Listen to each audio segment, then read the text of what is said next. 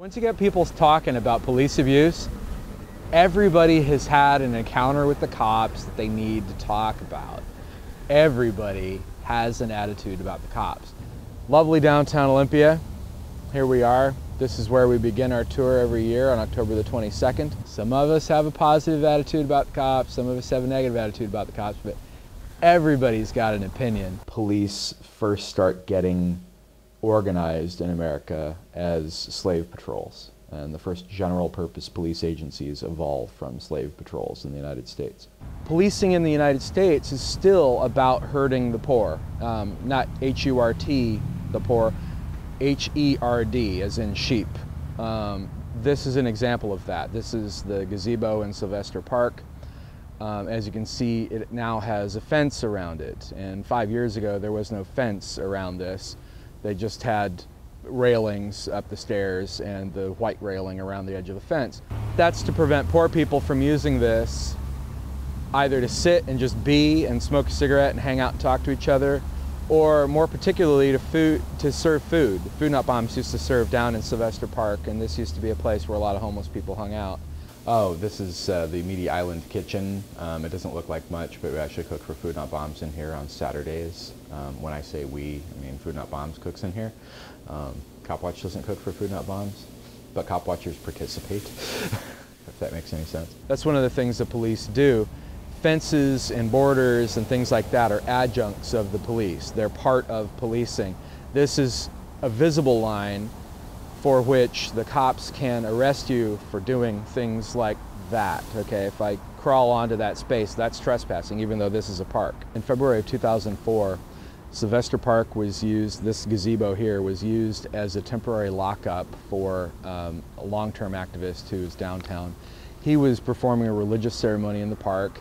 He was approached by 3 Washington State Patrol troopers who attacked him. And these 3 troopers, after they attacked him, took him to this gazebo, used it as a temporary lockup facility for him while they searched his bags and took things out of his pockets. And they took him to jail. I think he was in jail for about a day.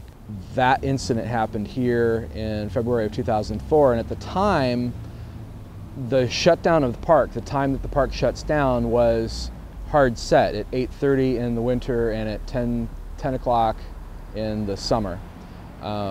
They changed it to dusk because of an incident that happened in this park when a Washington State Patrol trooper came up and tried to exclude us from the park for having a memorial for what happened here. And we were gathered in the park right here talking about what happened, and the officer came over here to this corner and he told us that we couldn't be here because it was after dusk. He was yelling at us from a position where he could see the sign and telling us things that contradicted the sign. Police officers think that they know the law because they're so used to telling people that don't know the law what they want them to do. So a police officer comes up, he wants you to leave, he'll pull a law out of his ass. He'll say, well, you know, it's after dusk, you can't be here.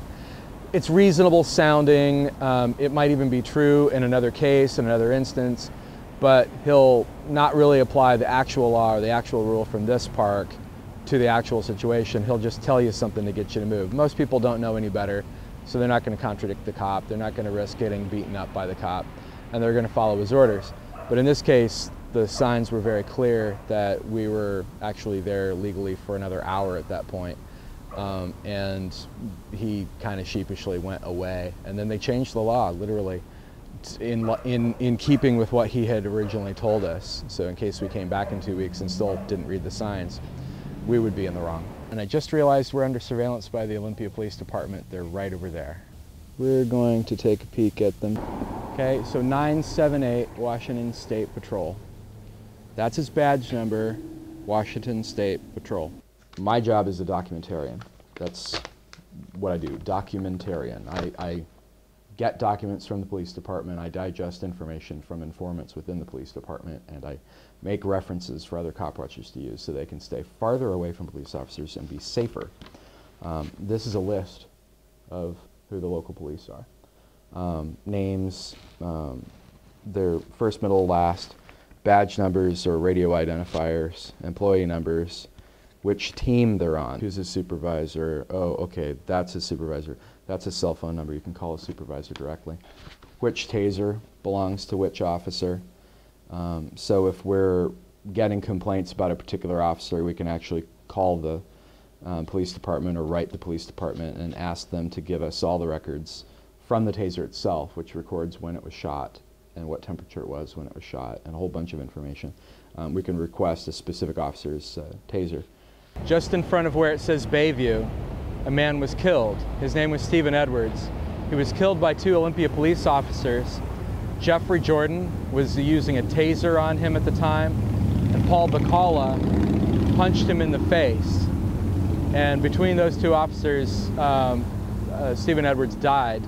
So when I investigated the case, I looked at, well, I found 3 things that were highly disturbing. One of them was that a civilian had been killed by the Olympia Police Department, and the department's public communications in this all centered on blaming the victim for what had happened. They claimed that the man had a gun, but then related that the man, that the police officer had used a taser against the man. Now, responding to a gun threat is not done with a non-lethal weapon. So if the man had a gun in his hand, why is this officer tasing him? I later read in the police report that the police officer actually had both his handgun and his taser trained on this individual at the same time. So he had a shoot option available to him. If the man had had a gun in his hand, he would have gotten shot. So it's obviously not consistent with the behavior of the police officer to think that this man had a gun in his hand. But the police recovered a gun from the scene, so where did the gun come from? The gun, as it turned out, came from Deon McNeely, and I found this out, and this is the second major disturbing thing about this case. Deon McNeely was the undercover security guard who was fighting with Stephen Edwards, and Deon McNeely, you have to understand, at the time had no license to be a security guard for hire in Washington State, and also had no endorsement for holding a weapon as a security guard in Washington State. There's 2 different certifications. You have to have a license for each. You have to have a license to be a security guard for hire. You have to have a license, a separate license to be an armed security guard for hire. Deon had neither, and he had not only handcuffs in his pocket, he had a handgun in his pocket, which fell out of his pocket during the scuffle. In the middle of the police incident, while Jeff Jordan is tasing Stephen Edwards to try to keep him on the ground, Deon McNeely shouts, "Gun." So the police officer had reason to believe there was a gun involved. Deon McNeely didn't mention that it was his gun. The fact that the Thurston County Sheriff's detectives reported 1 serial number and the Olympia police who first found the gun report a slightly different serial number tells me that Thurston County narcotics, or Thurston County detectives, basically created a different serial number so that it would not match back to Deon McNeely. Cop watching and dumpster diving go together. These are recycle dumpsters at a facility that contains the Olympia FBI. Not much in there today. Has a lot more stuff in it. So we're looking to see who is throwing away stuff in this trash. Oh, look. A Verizon wireless bill for somebody. Account numbers, who they've been calling, what their phone number is. More information. We'll set that aside for later analysis. Let's see. Yeah, that's more Kevin Berry. Why don't they shred? That's a good question. They do. Not all of the garbage goes into this. Some of the garbage gets shredded and put into bags. But the stuff that doesn't get shredded is information that we can use. And so, because it's information that we can use, it's something we exploit. We have a lot of information about these folks.